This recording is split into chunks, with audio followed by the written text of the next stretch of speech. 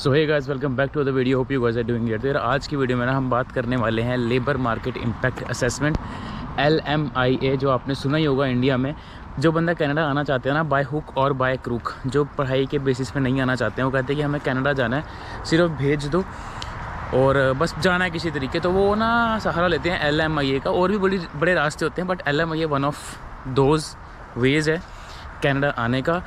ये बात मेरे दिमाग में तब आई जब मेरे कज़न ने मेरे से पूछा कि भाई मेरे को एक एजेंट बोल रहा है कि मुझे 30 या 35 लाख रुपए दे दे तो मैं तेरे को कनाडा भेज दूंगा, तेरी जॉब का वहाँ पे जुगाड़ कर दूंगा। तो मैंने सोचा क्यों ना एक वीडियो बनाई जाए जहाँ पे मैं आपको सिर्फ इसी के बारे में बताऊँ कि भाई LMIA होता क्या है, ताकि आपको थोड़ा सा लाइटन हो पाओ कि भाई इस पे आना चाहिए या नहीं आना चाहिए, क्या क्या सिचुएशंस होती हैं।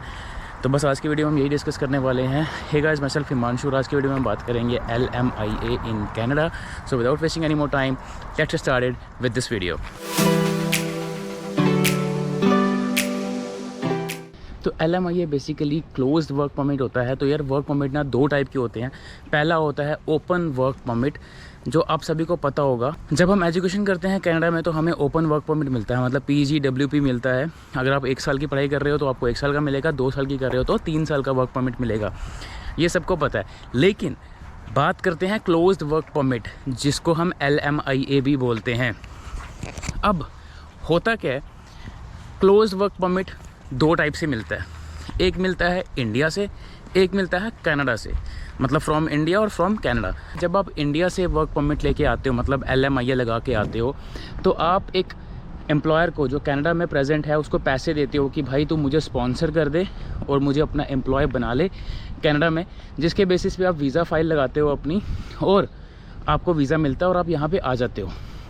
आपने खुशी खुशी पैसे दे दिए, खुशी खुशी आप फ्लाइट पे चढ़ गए, आपका वीज़ा आ गया, सब कुछ सही हो गया, आप पहुंच गए कनाडा में। तो जब आप यहाँ पे आ जाओगे ना, तो अब आपके साथ होगा क्या, जिस एम्प्लॉयर के पास आए हो वो आपको एक्सप्लॉइट करेगा, क्योंकि आप यहाँ पे उस एम्प्लॉयर को छोड़ के नहीं जा सकते, कहीं और काम नहीं कर सकते। जितनी देर का कॉन्ट्रैक्ट है, जितनी देर का एग्रीमेंट है, आपको उतनी देर उसके पास काम करना पड़ेगा। अगर आप कहीं और काम करोगे तो वो इलीगल हो जाएगा, वो बंदा आप पे केस कर सकता है। मतलब आपसे 3-4 बंदों का काम करवाया जाएगा और आपको पैसे वही एक बेसिक वेज मिलेगी। तो यार सोच समझ के ये चीज़ें करना। मतलब देखने में ये सब चीज़ें काफ़ी फैसिनेटिंग लगती है कि कनाडा पहुंच गए, लेकिन जब आप यहाँ पे आ जाओगे तो सिचुएशन थोड़ी सी डिफरेंट हो जाएगी यार। तो इस चीज़ को थोड़ा सा प्लान करके आओ। तो ये बात तो होगी हमारी क्लोज्ड वर्क परमिट, मतलब LMIA फ्रॉम इंडिया। तो अब बात करते हैं closed work permit from Canada. इसका मतलब ये है कि आप कनाडा में ऑलरेडी हो। इस सिचुएशन को समझने के लिए लेट्स से आप कनाडा में आए हो पढ़ाई करने के लिए, आपने 2 साल की पढ़ाई ली, आपको 3 साल का वर्क परमिट भी मिल गया, आपका वर्क परमिट ख़त्म होने वाला है, मतलब ऑलमोस्ट ख़त्म हो गया है, और आपके पास PR नहीं है।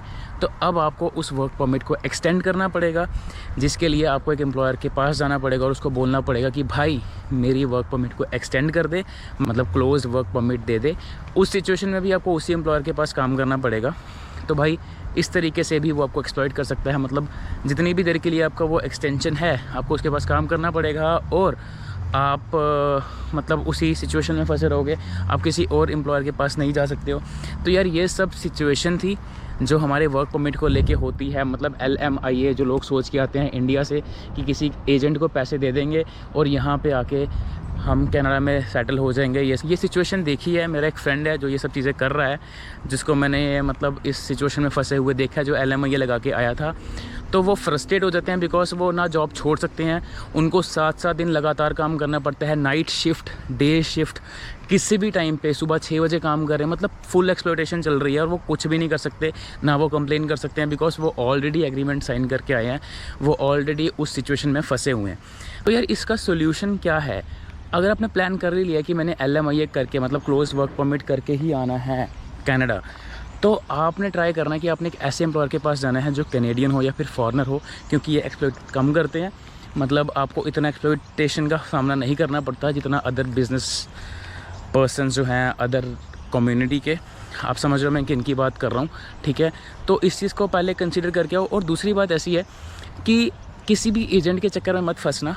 जो भी आपको एजेंट बोल रहा है उससे उस एम्प्लॉयर की पूरी इन्फॉर्मेशन लेना कि उसकी रेपुटेशन कैसी है, वो कैसे काम करता है, मतलब सब कुछ पता कर लेना।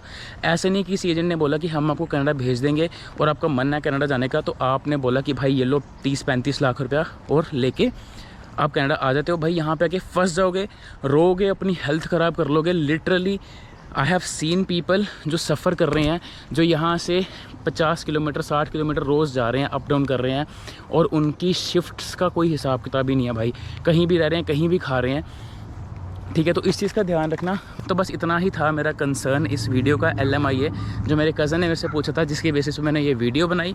आई होप आपको ये वीडियो इन्फॉर्मेटिव लगी। अगर आपको वीडियो इन्फॉर्मेटिव लगी है, don't forget to hit the like button, subscribe button and share this video with your friends, with those people जो यहाँ पे आना चाहते हैं LMIA लगा के। तो दैट्स ऑल फॉर टुडे। अपना ध्यान रखो। All the best for all of your processes. Take care of yourself and bye bye.